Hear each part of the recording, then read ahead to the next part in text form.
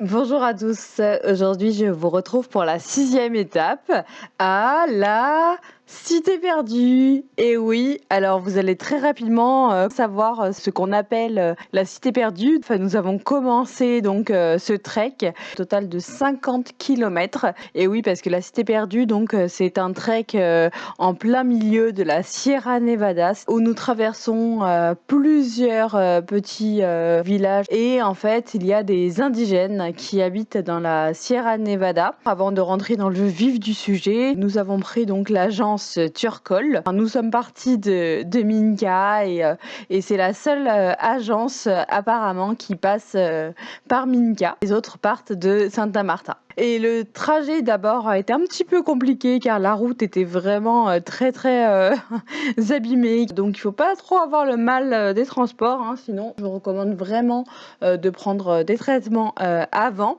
Donc après ce trajet mouvementé, donc nous sommes arrivés à El Mamé, donc le point de départ pour le trek.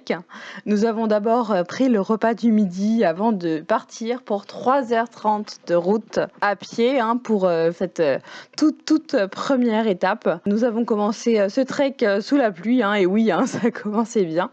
Et il a plu vraiment tout le long, de plus en plus fort. Au début, la montée était un petit peu difficile, mais ça allait car non seulement ce n'était pas très glissant, heureusement d'ailleurs, et on faisait des pauses assez régulièrement pour se rafraîchir. Il y a même une pause où des indigènes en fait proposaient des jus d'orange pressés pour 5000 pesos, donc environ 1,50 €. Donc après, on a commencé à entamer la descente. Et là, par contre, c'était un peu plus dur parce que ça glissait beaucoup. Il y avait beaucoup de boue aussi. Moi, je vous recommande vivement d'avoir de très bonnes chaussures pour faire ce trek. Mais même avec des chaussures de montagne et de randonnée, c'était compliqué parce qu'il y avait tellement de boue qu'elle s'accumulait sous les chaussures au fur et à mesure. Donc, c'était pas très simple. Bon, avec nous, il y avait le guide et le traducteur en anglais en cas d'assistance, en fait. Après, ne comptez pas sur le guide ou le traducteur pour vous aider parce que c'est vrai qu'ils nous attendaient pas beaucoup, à part, c'est vrai, je dois le reconnaître, le dernier jour quand le guide m'a proposé en fait de porter mon sac, ça c'était très chouette. Et le soir, le guide nous a appris donc des choses sur les plantations notamment. Il est d'ailleurs possible de cultiver du café et du coca. C'est vrai que les feuilles de coca sont connues pour mieux supporter l'altitude. Donc le lendemain, c'était donc la 2e journée à la Cité perdue, quasiment la plus longue d'ailleurs parce qu'on a marché 15,7 km au total. Surtout que ça montait, ça descendait, donc c'était assez fatigant. Le guide nous a d'abord montré sur le papier le trajet que l'on allait parcourir. D'ailleurs, ça, j'ai trouvé ça plutôt intéressant. C'était écrit que le trek durait 6 heures, mais en fait nous étions plus proches des 8 heures en comptant donc toutes les pauses rafraîchissantes et sans la pause du midi. Moi, je vous conseille de ne pas vous fier au temps qui est écrit sur papier. En tout cas, si vous n'avez pas trop l'habitude des gros treks comme moi, il y a à peu près une grande pause par matinée et une pour l'après-midi, donc d'environ 15 minutes.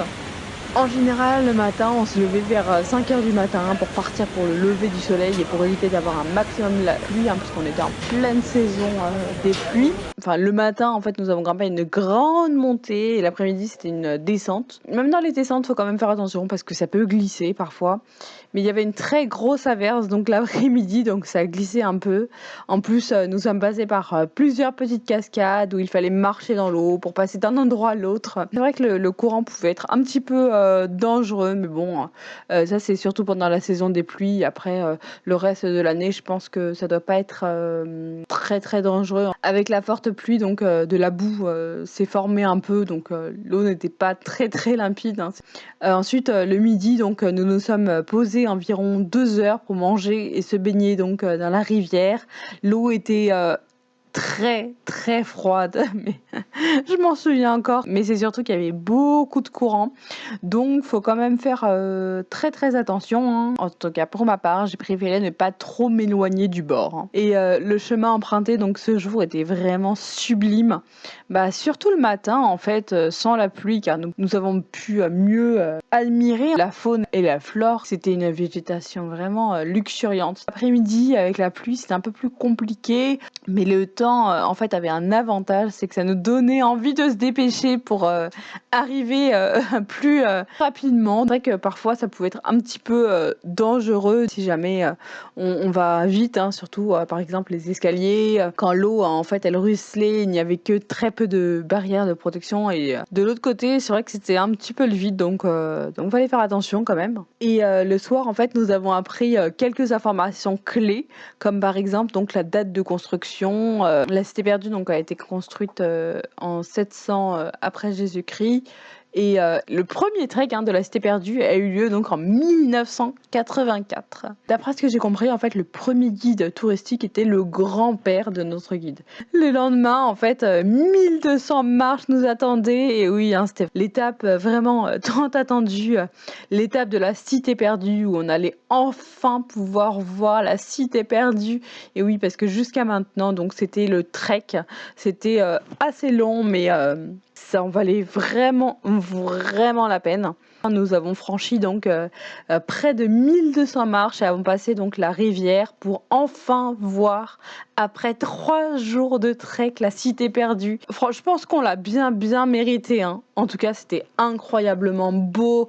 Les constructions en pierre, sont faites en plus par l'homme. Chaque pierre est on le voit, hein, bien soigneusement posée afin de respecter une certaine, harmonie du lieu et aussi pour que cela ne s'effondre pas, hein, un peu, sur le même principe que, le Machu Picchu en fait, où on voit que les pierres sont bien, soigneusement, mises, chaque pierre est calculée de façon à ce que cela ne s'effondre pas. C'était très intéressant de voir la construction, comment c'est fait et cetera. En plus, les archéologues en fait font régulièrement des recherches, en fait, il faut savoir, sur la cité perdue. D'ailleurs, il est possible, hein, de trouver de l'or, tout en haut, de la cité perdue. Tout en haut, en fait, à la cité perdue, la superficie est de 30 hectares et on a vu beaucoup de militaires. C'est d'ailleurs une des raisons pour lesquelles, ce lieu ne rentre pas, en fait, au patrimoine, de l'UNESCO. Par ailleurs, donc dans l'histoire mondiale, rien n'est écrit, sur la cité perdue et pourtant, il y a beaucoup de choses écrites, hein, sur le Machu Picchu, les pyramides et autres et c'est vrai que, la cité perdue, elle gagnerait vraiment à être connue, hein, mais il y a, tout de même 30 000 visiteurs par an, hein. C'est quand même, énorme, enfin je trouve. Dites-moi ce que vous en pensez, moi je trouve que c'est quand même, beaucoup et donc le lendemain, c'était notre dernière journée, donc nous avons, marché pendant 16 kilomètres. Nous avons mis donc 2h45 au lieu de 3h30, 4h. Et ça, c'était vraiment cool. Je pensais en fait que ça allait être la journée qui serait, la plus fatigante, mais en fait, c'était, peut-être, la moins, fatigante, en tout cas moins fatigante que, le premier jour. Bah, déjà d'une part parce qu'il pleuvait pas en fait, donc du coup, la boue, dont je vous parlais au premier jour, bah, avait séché donc tombait moins, donc on allait beaucoup plus, rapidement. Puis en plus de ça, je pense qu'on était contents de rentrer. On avait énormément marché, hein. En total, on a marché donc 50 kilomètres, donc c'est quand même, beaucoup. Ce que je ne vous ai pas dit, c'est qu'en fait, vous avez la possibilité donc de faire le trek soit sur 4 jours, soit sur 5 jours. Donc nous l'avons fait sur 4 jours, mais voilà, c'est possible de le faire sur 5 jours aussi, il faut quand même le savoir, il faut juste le préciser donc au début. Ce qu'il faut aussi savoir donc, c'est qu'on a marché donc entre 3 heures le premier jour et 8 heures donc le deuxième et quatrième jour. Tout le long du trek, hein, nous avons, croisé donc, des indigènes, hein, donc surtout moi je vous conseille, fortement de, leur demander à chaque fois que vous voulez prendre une photo Et surtout, en plus, la photo, sera, je pense, plus réussie parce que, vous obtiendrez peut-être un sourire, de leur part. Et ce qui m'a beaucoup étonnée, c'est que plusieurs étaient pieds nus. C'est vrai que c'était plutôt surprenant parce qu'il avait plu et nous, on avait des grosses, grosses chaussures, de randonnée alors qu'eux, ça se voyait qu'ils avaient l'habitude, en fait, de le faire, complètement, pieds nus et ça les dérangeait pas du tout alors que nous-mêmes, avec nos chaussures de randonnée, on glissait un peu. Le trek, en fait, il comprend donc le transport, aller-retour pour la cité perdue, le dortoir. La nuit, on a dormi donc dans un refuge. La nourriture, c'était vraiment, bien organisé, moi je trouvais, hein. À chaque fois donc ou quasiment à chaque fois, que nous faisions une pause, on avait des choses, un petit ravitaillement, voilà, des bananes, des gâteaux, peut-être de la pastèque. Le premier jour, donc on avait la possibilité donc d'acheter un jus d'orange pressé. Les autres jours, donc, c'était directement fourni, hein. Et en même temps, en fait, il nous fallait de la force donc pour vaincre ce trek.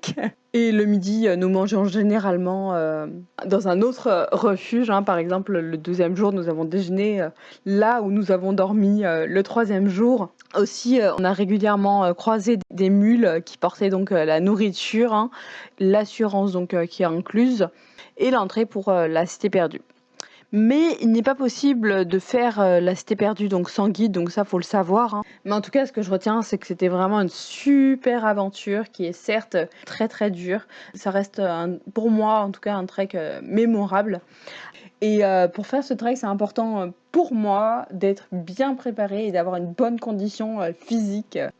Voilà, donc c'était, ma petite, aventure, donc mon petit retour sur expérience, donc de la cité perdue. J'espère qu'elle vous aura plu. Surtout dites-moi si jamais vous avez déjà, fait ce trek, si jamais ça vous a donné peut-être envie, de faire ce trek, si peut-être vous avez fait d'autres treks, en Amérique du Sud. Si c'est le cas, enfin n'hésitez pas à me le dire, moi ça me fera plaisir et puis, je vous retrouve pour la prochaine, vidéo donc ou le prochain, podcast donc, qui sortira, mardi prochain. À très bientôt!